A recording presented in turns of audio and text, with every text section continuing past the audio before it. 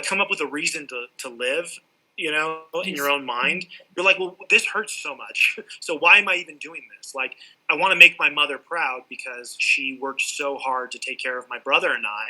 And like, I can't watch movies like Pursuit of Happiness with Will Smith because that's so close to my life story that's too emotional. Like, I can't watch.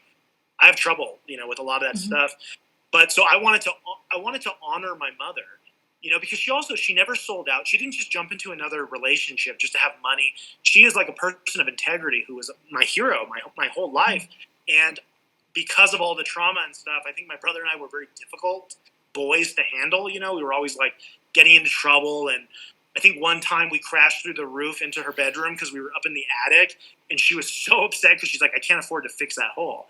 So it was always like we were like driving her crazy. Like we were always in trouble. We were just like wild boys, and I felt that guilt. And I was always thinking like, look, I'm gonna go out there and I'm gonna be freaking Steven Spielberg, dude, and you're gonna be so proud of me. And that's my way of like proving to you that you my appreciation for you. Like you are a good person. You made the right choices, even though there was mistakes, and I want to like honor you. And then when she died, it was like, well, who am I? You know, what's the point of this anymore? You know, I even had a girlfriend at the time, and then we broke up afterwards because of how hard it was. And my family was so traumatized that other family members weren't able to like come in and help in the way that we maybe needed them to. And so I felt like completely alone. And my younger brother was now because I already felt responsible for him because we didn't have a father around. But even more so, it's like, oh, this is like my son now. I have to like take care of him. So to go from like thinking I'm gonna like, you know, be really make my mark in the world artistically with film or whatever it is, or writing and other things I wanted to go from that to feeling like I have nothing, and it all was for nothing, and I have a responsibility of a younger brother that's not. I didn't have this child, but now so it just became like it's just like the destruction of everything, Yes. and Yeah. also feeling disappointed that my family didn't come together in the way that I feel like they needed. They didn't know, like they did the best they could, but I would have expected my family to step in because when you're growing up, you have uncles and aunts that are always like, "Oh, if anything ever happens to you, we're going to be there. You know that, right?" And you're like, "Of course I know that. I believed it." But in reality, it's like we were a little too old, you know. I was 20, you know. It's like that's too old. That's adult, or is it? Is it adult in 2006? Is it adult? Is it, you know, all these questions? Yeah. But also, they were just so traumatized themselves that because my mother was like the matriarch of the family, she was kind of a matriarch in both sides of the family. So when she died, it was like, you know, it was like everybody. It was like Princess Diana dying. Like Yeah, you people lost like the pillar of yeah. they lost their, and also like she was a big member of the community as an educator and stuff. And so we had multiple funerals. There was one for Steve's family because they're Methodist. There was one for our family in Laguna Beach. Then there was one for the school, and then hundreds of people came to the school's one. And then it was like it was just so much. It was so much. I didn't realize how much my mother was like my my so much of my identity was tied to this person, right? And when that all got erased, and I did feel like I didn't want to live, and and I started drinking too much. I started pulling away from relationships with other people.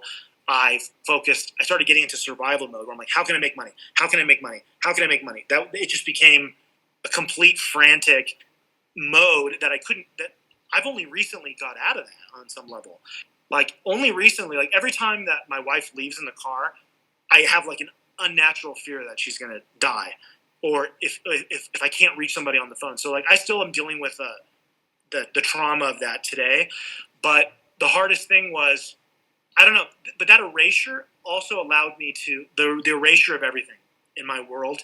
It also allowed me to let go of what people think of me, and a lot of the limitations and expectations, mainly because I actually didn't like people anymore. I'm like, oh, everyone's just they're all big talk, right? But really, you're in this world alone. Like I truly believe that at that time. It's like you're in this world alone. So I don't care about your nice words because I know it's not worth much, and I don't care about your criticisms because it's not worth much. I don't care about. I'm just going to do what I think is right for the rest of my life. Like that was sort of like the mentality. And so when it came to the art stuff, I'm like, why isn't why isn't drawing being taught? And then I was told about like ateliers and stuff. And so I went to Florence and I checked out some of those ateliers like Charles Cecil and Florence Academy. And those are really fascinating and really cool, but they weren't what I was looking for. I wanted traditional drawing, right? I wanted to be able to draw from my imagination and do what the old masters did. And that I came to realize that that's not taught anymore. It's a lost art. And at that point, I decided to self-educate.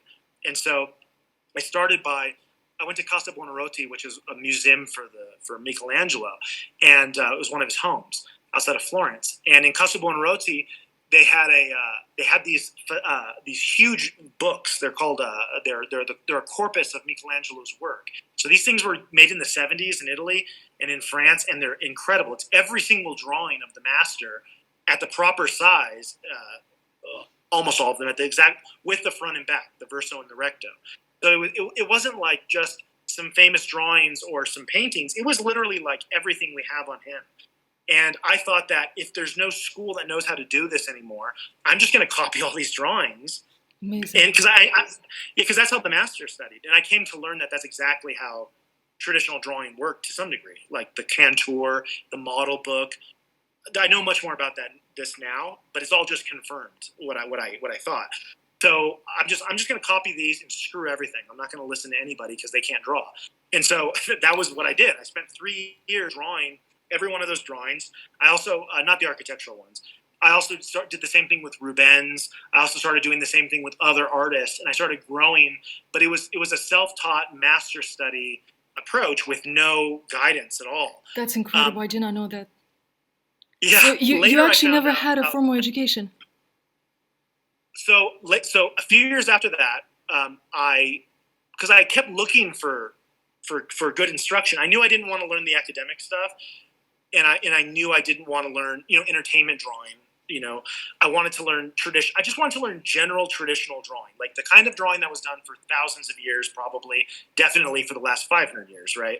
I want to learn how to do that. And because I couldn't find it, I was just self-studying, but I still was looking. And I heard about this guy called Glenn Vilppu. I did study with a few people. I studied with like Michael Mentler. I did the Anatomy Tools workshop. I was getting really into anatomy. So I was doing things. And then I found out about Glenn Vilppu, and that was pretty game-changing because I think it was on like the concept art forums or something, but people kept talking about, they were saying like, who is the best at figure drawing? Who is the best at figure drawing in the world? That was like the conversation. And people were like, oh, it's Glenn Vilppu, it's Glenn Vilppu, it's Glenn Vilppu. And they were like, also, well, Glenn Vilppu taught the animators how to draw. Like, Glenn Vilppu did this, Glenn Vilppu did that. In Japan, they have Glenn Vilppu's book. In this country, they do this. He goes all over the world. And so when I saw his drawings, I was like, holy crap. Like, this is somebody who really can draw in a tradition that's more like your Fragonards and your Tiepolos and your Parmigianinos and your Michelangelos, and this is somebody who loves the same stuff I love. Like I was so excited, I couldn't believe it. And then I found out he's north of LA, so he's only a couple hours away from me. So I think I just like showed up at things that he was teaching, and then as soon as I saw him draw and I saw him teach, I'm like, this guy's the real deal. And at that time, he's the only real deal in my mind. There's nobody else, just this guy. And I was so excited that I was like, I approached him and I'm like, I want to be your apprentice. Like I'm just reading these Renaissance books. Like I think this is normal. In reality, there's no such thing as apprentices anymore, pretty much. But I was like, I want to be your apprentice. And he was so nice to me. And I'm like, I have a lot of business development experience. I have a lot of like marketing experience. At that time, I was working in journalism, nonprofit journalism. It's a whole nother story. I've had several different careers, but I was actually working in journalism. And I'm like, a lot of the stuff that we do here, I could help your business. And then in exchange, you teach me everything you know. That's what I want. And he said yes. And so my big pitch for him is I told him that I think that because he was doing DVDs and he was doing books and stuff, and I'm like, you need to do an online school. Like the time is right for that. This stuff is going to move online. We got to do it now. So I convinced him to make Vilppu Academy, and I helped him in an advisory role, a little bit with the shooting and setup, That's but incredible. mostly his. Yeah, so we did Vilppu Academy together. So in exchange for that, I would come and in exchange, but in reality, we became friends so quickly. And he became Glenn and Eleanor, his wife, who's a really wonderful person. They're like parent figures in my life. Like that's how we interact. So it started off as like a transaction, but within, I don't know, probably a couple months, it was just like family. And so I never made $1 on Vilppu Academy. I don't want it. I want them to make the money. There was never any I never paid for a class or a workshop or anything I went to. It just became like it was family, right? And so every Saturday I would drive hours and I would spend all day there. And Glenn would, it was like, Karate Kid. Glenn would be like, go outside and draw value scales and then use the shadow of your hand to do this and then make these. So he would just have me draw. And I always told him, I'm like, don't hold back. I want you to tell me what you would tell yourself at a younger age if you were trying to surpass yourself. That's what I want from you. And I'm like, don't give me anything easy. Assume I'm as capable as you and assume that I could someday be better than you. And that's how he taught me. He was so generous. He wasn't trying to hold me down because I've noticed that with some teachers that when the students start getting good, they start being a little bit less generous because they want to keep their advantage. But Glenn's the opposite. Glenn would tell me. I've seen that so much. It's theory. Incredible. Yeah. And also I would tell Glenn, because I was studying on my own. I wasn't, at that time I could draw really well before I met him. And so I was also sharing with him my experience. Oh, I read this book and this book, and I think that they were doing the drawings like this. And I think that the Bozzetti was really the key, the little clay model, the wax model. I think that's key to all of this and this and this and this. And then he would tell me what he thought about that. And then there was so much there's a great dynamic there. It's incredible. Yeah, there's 60 years of difference or whatever, 50 years of difference, whatever it is. But we were kind of on the same wavelength on a lot of stuff. And so, yes, it was transactional at first. It became much more like just getting together and just sharing everything with our obsession with this stuff. And so that instructor, and Glenn also opened my mind to a lot of the artists because Glenn had worked in animation starting in his 40s. He just walked into Disney in his 40s and got a job on feature films. That's how good he was. I read about it. It's just so. It's insane. That literally has. I don't know if that's ever happened. I don't think so. I say that with confidence, not that I know much, but it just sounds right. Glenn showed me that a lot of the traditional craft that I was after really does exist in animation and illustration in these other places. It's just changed to fit those forms. And so the modern art movement didn't obliterate drawing craft and painting craft like I kind of assumed it did. There actually are pockets of this knowledge. And some of this knowledge is in animation. Some of this knowledge is in the academics, the work the academics are doing. Some of this knowledge is in illustration. Some of this knowledge is preserved in representational fine art.